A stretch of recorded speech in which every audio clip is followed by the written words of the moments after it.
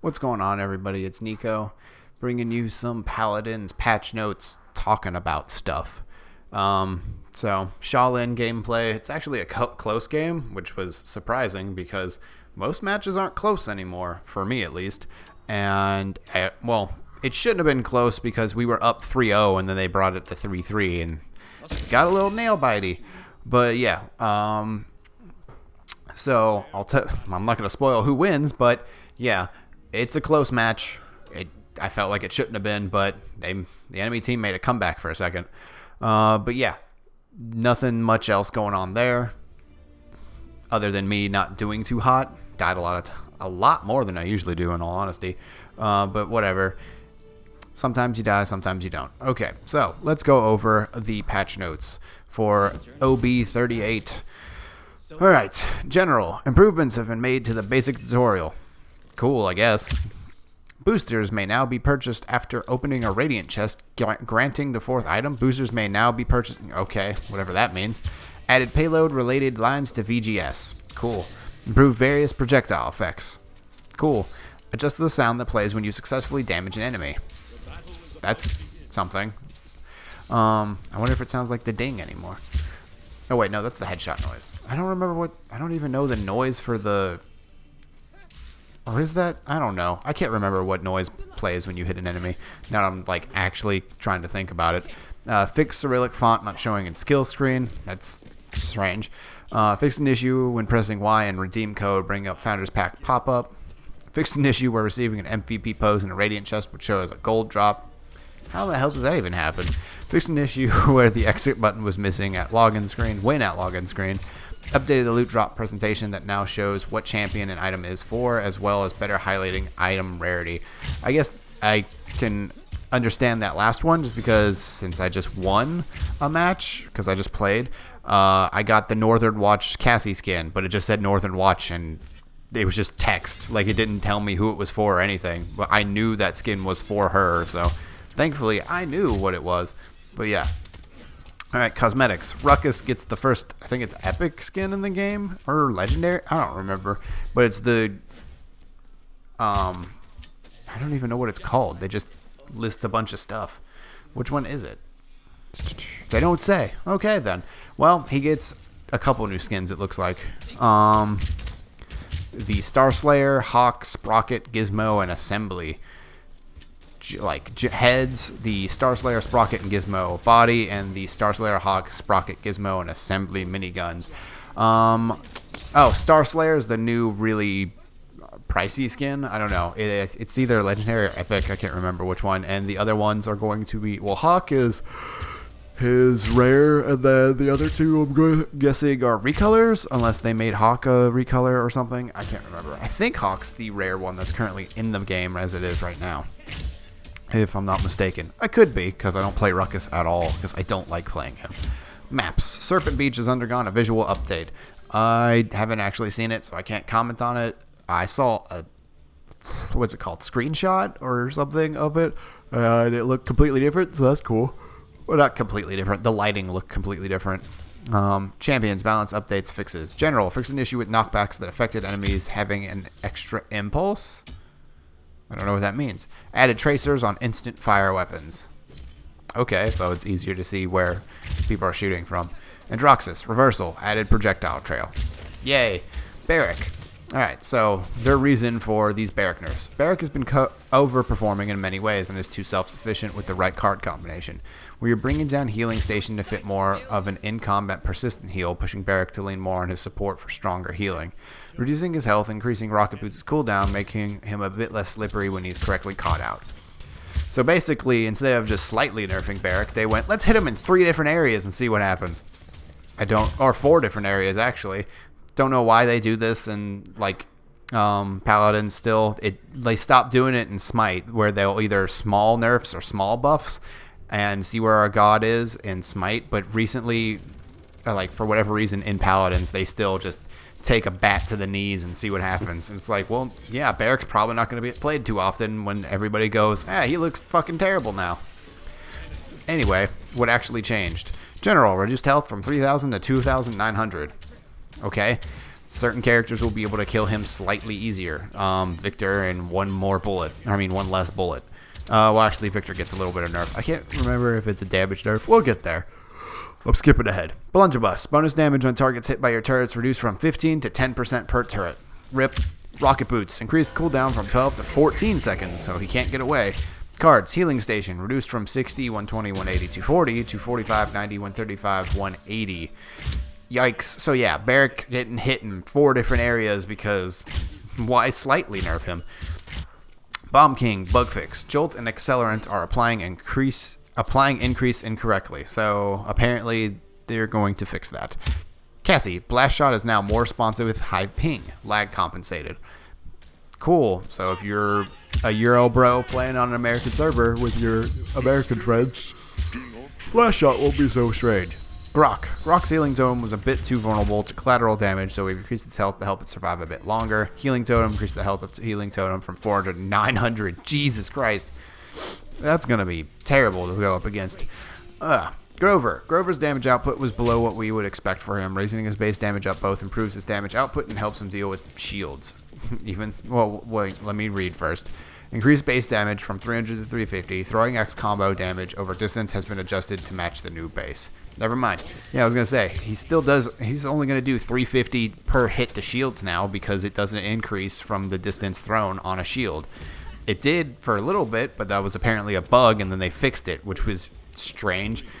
But yeah, so Grover still butt. I don't know why people keep playing him in matches I play because out of all of the supports, Grover's probably the worst because Grok outdamages him and out heals him. So it's just, I don't know.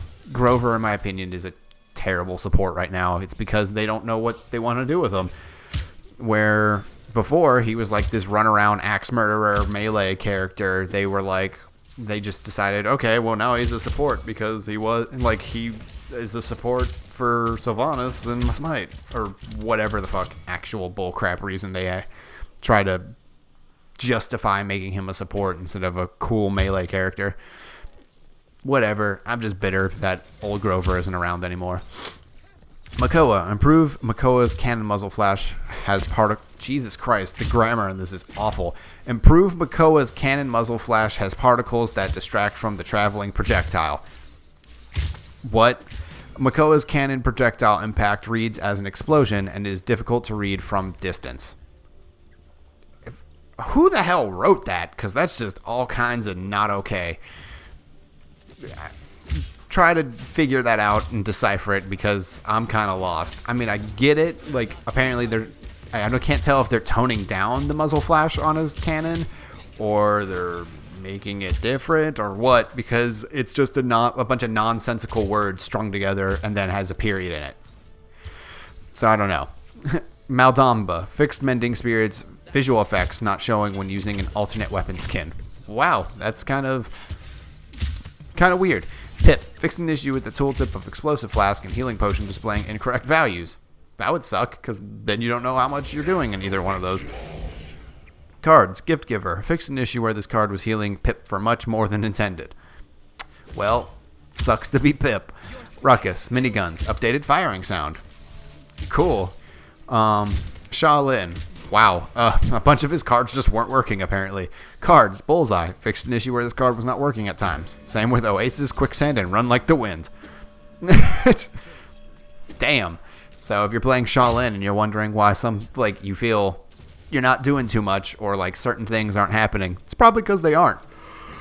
Victor's feeling the role we expect for him, but is effective at too far a range, bringing in the range at which his damage starts to fall off and adding a slight additional recoil to his iron sights, but default means he will be less effective fighting from a sniper's range. Assault Rifle. Weapon fall-off damage now starts at 90 feet instead of 135 feet. Updated firing sound. Iron Sights. Increased vertical recoil when firing during Iron Sights. Ying. Fixed low particle settings not showing the projectile beams. So, Victor nerf. Thank God. This character is able to do so many things and is so versatile. It is hella annoying to play against. Way fun to play as because he's super easy and easily he's a damage dealer that can go anywhere. He can be on the front line if he's careful. He can sit in the mid line where he can just shred people with an assault rifle, or he can be a flanker because of his DPS, or he can sit way far back and just pick people off even with some of the damage being reduced. This makes it more in line to where if he's too far away, he won't be doing diddly for damage, thank God, and he'll have to actually get up and put himself in danger, hopefully. That's what they're trying to do. Plus, having some actual recoil on his gun would help majorly and make it to where people who are good with Victor and who are bad with Victor are separated completely. I understand what this character is supposed to be filling, and like the role that he fills is just an introductory character to Paladins because it's the first time anybody's playing. It might be the first time anybody's playing a hero shooter, so they wanted a character that is easily identifiable and can be easily picked up without having to really like think about how to use. But the fact of the matter is, Victor's just too strong for that as well. Like, he's too strong of a character. He's not only being used at low level so people are introduced to the game, he's being used at all levels and exceeding expectations for what he should be doing. And that's just not okay. And it's just because he's such a low skill level character, and he just has so much going for him. He's got a crap ton of mobility, great sustained DPS, and good burst with his grenade. And then his ultimate just destroys groups of people if they're grouped up.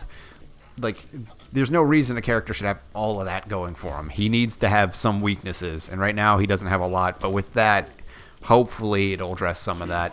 Who knows how it's actually going to play out. Victor's probably still going to be a really good pick, so don't be surprised if people are still playing the crap out of Victor. He's probably going to be the most popular character forever, unless they literally nerf him into the ground. Let's see. Grok's going to be annoying as hell with more than double the totem health. I heard a rumor before that his healing totem was actually doing percentage health healing and not base number healing. So like 400 health per second, or it's not that much, but you get the point. Is it's actually doing like 40% health over an entire period or whatever, which hopefully that was fixed. I don't remember. Well, I don't remember. I didn't read OB37 patch notes, so I can't remember whether or not that was a thing. And if it was a thing, that it got fixed. I'm hoping that it's not a thing, and if it was, it's just not in the game anymore, because if so, Grok is going to be fucking awful to go against, especially when you're playing public matches without people who understand to buy hi-rez. Grover's buff is okay. He's still suffering from major identity issues. He wants to be in the front line so he can heal the tank and other people in the front line, but he wants to be in the back line because his axe does the most damage from far away, and it makes no goddamn sense. Like, he wants to be near his team to heal them, but he wants to be far away to hurt people. Whoever thought this decision made any kind of sense wasn't thinking clearly, because it's conflicting. Like, his kit conflicts with itself, and it makes no sense, and he needs to be redesigned, really. There's no point. Like, if you want him to be in the front line, make it so he has more damage when he throws the axe right at somebody, or make him stop throwing axes. Like, make him a melee character again that just happens to heal and shit. Or like, just do, I don't know. Grover upsets me because it doesn't make any sense. The more I think about it, the more his character just falls apart, because it's conflicting within itself. It's two opposite things that they're trying to force onto one character, and it makes no damn sense. Barrack, I don't really see why Barrack was nerfed as hard as he was. The gameplay you're watching, there's a Barrack, and he does pretty well, I'm not gonna lie. He's able to put down shields to save his ass a lot. But that's more him putting down a shield so he can run behind it and then run away. So, I don't know. We'll see how it works. I just don't know. I haven't played enough Paladins recently to know whether or not Barrack actually needed to be nerfed that hard. My gut says no, just because I don't feel like any character needs to be nerfed as hard as he was. Like, it just doesn't make sense to nerf a character in 4 separate spots instead of just being like, okay, we see he's overperforming, let's tone him down by like a little bit. Like, let's just take down the, like, because they did health, damage, escape, and healing for survivability. Like, if I at first saw that he was overperforming, I would say, okay, well, let's lower his like health and his healing from a healing station first, and then see where he's at. Instead, they were like, let's do that, plus make it so he deals less damage, and he can't get away from you as much. It's just, I don't know. It sounds like too much on paper. We'll see how it works. People are probably still going to be playing Barrack, especially to get the Steam Team Fortress 2 skin, but I don't want to play Barrack after seeing that. I know it's not super bad, but it seems like, why nerf him in so many places? It just seems overkill. Sha Lin's cards working. That makes sense. I'm glad that's a thing. They still haven't fixed the visual bug where his right click, sometimes like the shine from it on the arrow, just persists for no reason. Like the gameplay I have right now is showing that for whatever reason. I don't really know why it happens, but the arrow is just constantly looking like you have his right click activated, and when you activate his right click, it stops shining, but then it goes back. Like it's a weird visual bug. It's not a really game-breaking thing, but it's still annoying. Like, I don't want to see it shining like that all the time, but oh well. There's not any other actual balance changes I can talk about there. Can't wait to see the new Serpent Beach because, you know, more maps is better.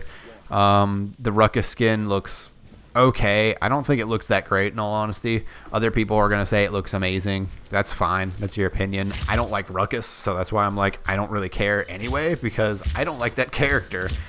I think he's boring. Just like sit there and hold left click. I played him all of one time. Or no, I've probably played him 5 times, and I uploaded one gameplay of it. So, not for me. Cool that he's getting a skin, though.